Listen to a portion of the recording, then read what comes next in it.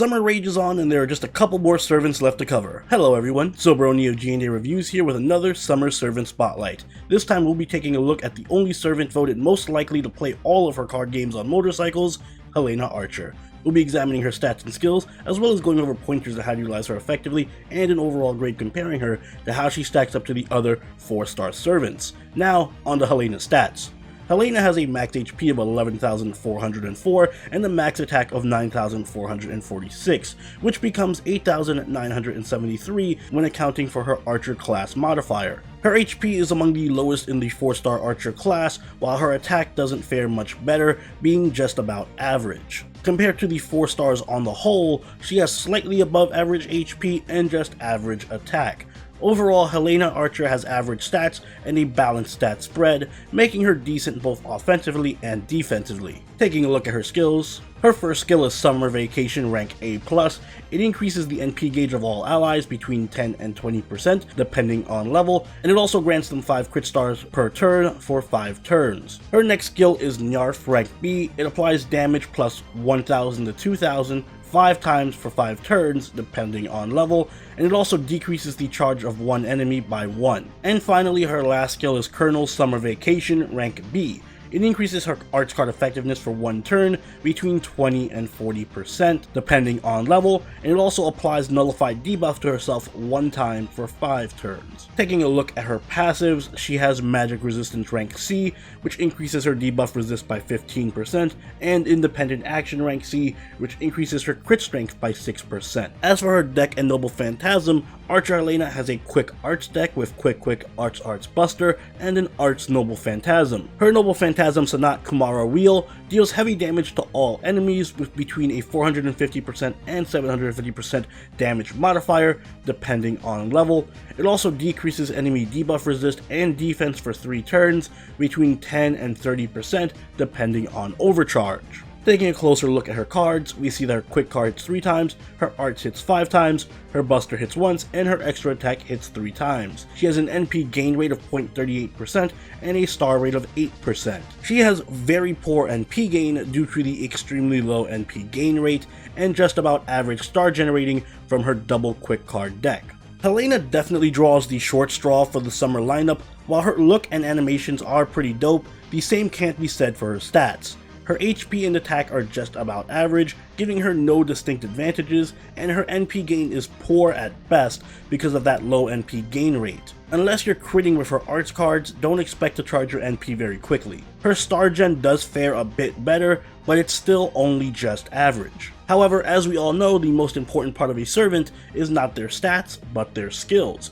There are quite a few servants with bad stat spreads who end up being excellent anyway. So how does Helena fare? Well, by far her most unique and powerful skill is her first, Summer Vacation. This skill is similar to her caster version's Mana Tuning. It charges the NP gauge of all allies by 20% and provides 5 stars per turn. This is excellent for farming team comps since it can potentially allow your whole team to Noble Phantasm instantly without having to rely on a max limit broken kaleidoscope. The 5 stars per turn isn't game breaking, but it isn't bad either and works well with her double quick deck. Helena also possesses offensive buffs for herself in Colonel Summer Vacation, which buffs her arts card effectiveness by 40%. This provides a very good steroid for her Noble Phantasm and does significantly improve her NP gain, but unfortunately it only lasts for a single turn. It also gives Helena the ability to nullify the next debuff she's hit with, which is a nice bit of defensive utility, but somewhat situational. Finally, Helena has Nyarf.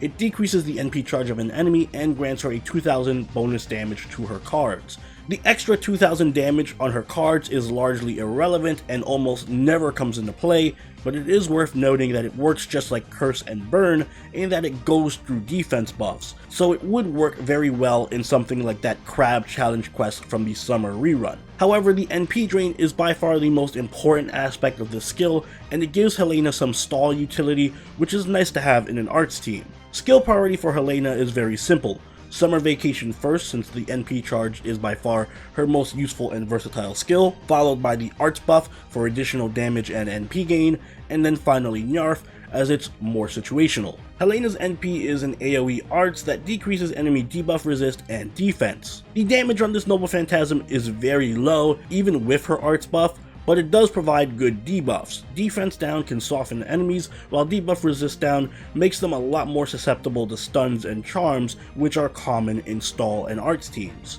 Summer Helena has one good niche, and that is enabling farm teams without the need of a max limit broken kaleidoscope. She can make farming dailies and events a lot more manageable, and she works well as a mini NP battery for servants who desperately need NP charge. However, aside from that specific niche, I'm sad to say Archer Helena is exceedingly underwhelming. Her stats being mediocre is one thing, but what really hurts her are her horrendous skills. Colonel's Summer Vacation is a good arts buff, but it's wasted on her given how weak her NP is. It basically just upgrades her NP damage from Wet Noodle to Wet Napkin. And because it only lasts one turn, you can't even take full advantage of it to make up for Helena's bad NP gain. Very low uptime is a theme for Helena Archer. Nerf also has a ridiculous cooldown given what it does. It's basically just an NP drain, but with a completely useless secondary bonus damage effect. And even her best skill, Summer Vacation, is held back by an insane 8-turn cooldown at max rank. So you'll almost never be able to use the skill more than once, making her pretty bad in long fights. The debuff resist and defense down on her Noble Phantasm are good,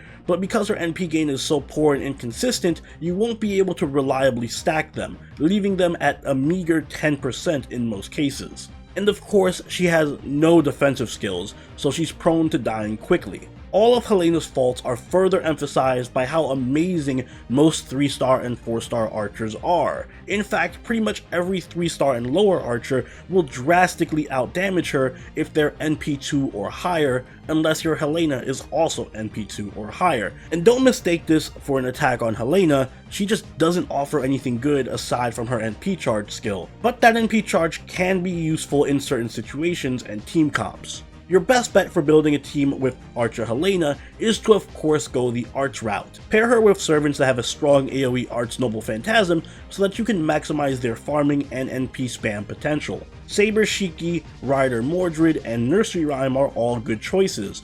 All three of them have powerful AoE Noble Phantasms and can Noble Phantasm quite often, and both Mordred and Nursery Rhyme have a 30 or 40% NP charge, which means when combined with Helena's NP charge, they can potentially NP turn 1 even while using craft essences like Dive to Blue, Halloween Princess, or Golden Sumo to buff their damage, which enables some pretty nasty farming strats. Of course, Helena should never be your only support or utility character on the team. Make sure you also pair her with other supports that can complement her skill set. Paracelsus, Caster Helena, and Caster Gil are all excellent complementary supports for Summer Helena. Paracelsus can grant a huge amount of additional NP gain to the party, Caster Helena has the same NP charge skill, so you can boost the party's NP gauge by 40% in a single turn, and Caster Gil provides all the offensive buffs that Helena lacks for the team. Helena's Bondcraft Essence is Nyarf. It increases the arts and quick card effectiveness of all allies by 10%. This is excellent for Helena as she has no other way of buffing your team, plus it helps her with star gen and NP gain. But other than her Bondcraft Essence, I do recommend 2030 or Fox Knight's Dream for additional crit star support, or if you're using her in a strict farming team, then of course Kaleidoscope, Dive to Blue, or Imaginary Number work best for getting off your NP really quickly. For future proofing, Sign of a Smiling Face can add significant buffs to her NP gain and damage, so it is worth considering. Overall, Summer Helena has some major shortcomings. Her damage is pathetically low, her stats are mediocre, her NP gain is poor so she can't take advantage of looping the debuffs on her Noble Phantasm, her support capabilities are highly limited, her cooldowns are excessively long, and she doesn't do much to stand out in the Archer class that is jam-packed with OP servants. All that said though, her one saving grace is her party-wide NP charge. It's hard to find party NP charge, and it is critical to efficient farming strategies, making Helena Archer a really good NP battery support. Therefore, her final score for me is a C-. Her overall usefulness will really depend on how much you value her ability to charge your party's NP gauge, but even in the best case scenario, she's just a walking 20% battery that provides very little else. And those are my thoughts on Summer Helena. A shame because her swimsuit and animations are among the best for the summer servants in my opinion. But let me know what you guys think in the comments below. Also, if you haven't seen them already, be sure to check out the other summer servant spotlights up on screen right now and in the description. And don't forget to leave a like if you enjoyed the video, and consider subscribing if you really enjoyed the video. Join the party over our Discord, chill with us on Twitch, and follow us on Twitter. And I'll see you all in the next Servant Spotlight. Soberoni out. Later.